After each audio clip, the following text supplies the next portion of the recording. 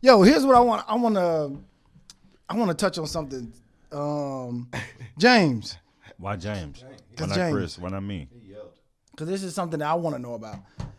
James, you really knew Nipsey, right? Yeah. How did you meet him? How did you come in contact with him? So I shot Baraka Flocka Flame on Okay. Arlington and Slauson in Okay. the middle of 60s hood. And so Yes. What's 60s hood? What does that mean? 60 Yes. Crip neighborhood in South Los Angeles. And so after that went viral, my boy who I shot the video with, he went in, he was by the store and he met Nip and told him we shot the video, and he was like, yo, that's dope. Like, yo, like y'all good around here. Like, because, you know, we like hood adjacent. Like, we from Slauson, but we were like, he lives off Y'all was on the other side of Slauson. yeah, not like that deep. Yeah. So, like, we'd be around there. Actually, at West the time, LA. he lived on that street, Arlington. But like, we don't bang. Like, so like, but he was just saying y'all good, and then he was just that dude. Like, he just recognized that we were people from his neighborhood, same age, just trying to do shit, just trying to grind, and so he invited us to his studio that he would work out of. Like near downtown, it was on the street called Alvarado, and this is before he got his like major.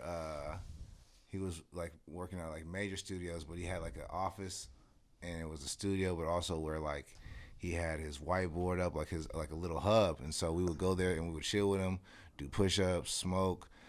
He would give us books to read, and we would chill with him and his producer Rollo. Straight up. I was there. I would be there while he would be recording songs, like from the Crenshaw mixtape or the one right before, like that mixtape where it was like the first song is Love, where it's like fake niggas don't show me love.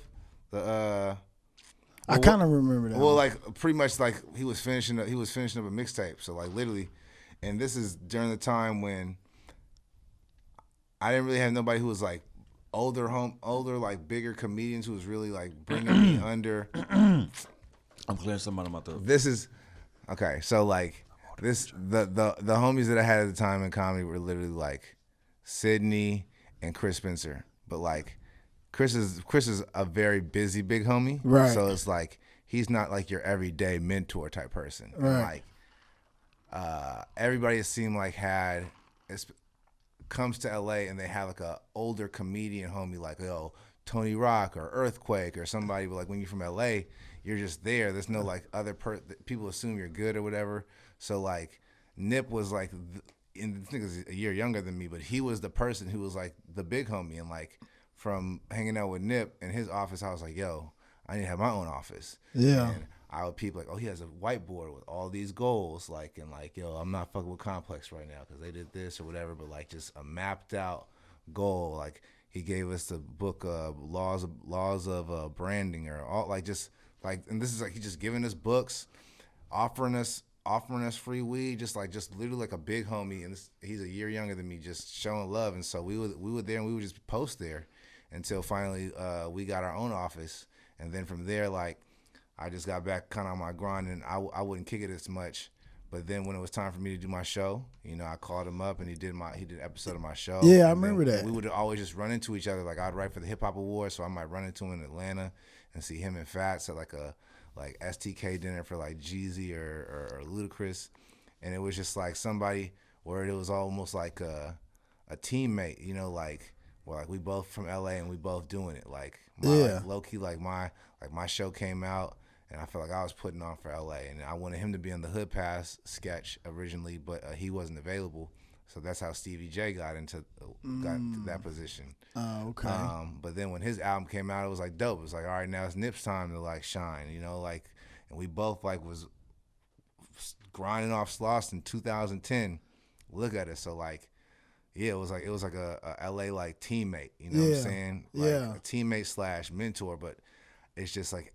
All those stories you hear of like dope stuff he did, like I was just one of those people he did dope shit for too. So like every story is like 100% true about that dude. Like out of the goodness of his heart, he'll bring you into his circle just because you're a young black man and in the hood trying to make it, and tell you books to read, how to get your money, and give you a place to grind. And Yeah. just all that. So like that's why all the respect and King Nip, King Ermias, like Nipsey Hussle the Great, like all well earned. It's not like after death clout. Like he really is that dude in L.A. So like for like That's dope. For some of us, like that dude is just he's there like a Quincy Jones or a Jerry Buss or anything like that. That's dope, man.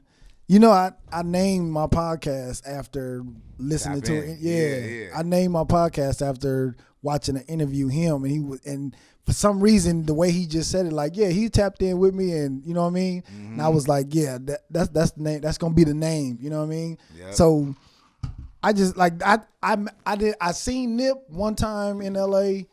And then when I had to do community service at this little group home, I remember seeing his posters like on the wall inside the group home. It was like 2008, I think. It was like early. And then that's when he was starting to get in like the early, he looked like Snoop Dogg and all that shit. Mm-hmm. I remember, and I was like, damn.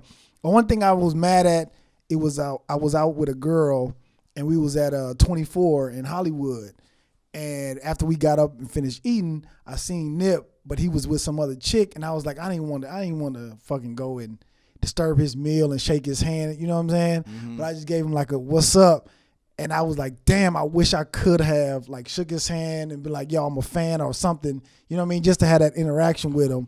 But I was like, fuck, it fucked me up when he got shot and all that shit, man. Yeah, no, that was bad. I mean, I got a text from like one of my like close friends, mentors, who actually was like a showrunner on my show, and she told me before like the news outlet said he got shot, and I was just like, I was like, I just put this random post like pray for Nip, like, and then damn. Did you know Idris too? The tech dude that used to be with him? Nah, I don't know Idris. I've done my research though, but I don't really know Idris like that. Oh, okay.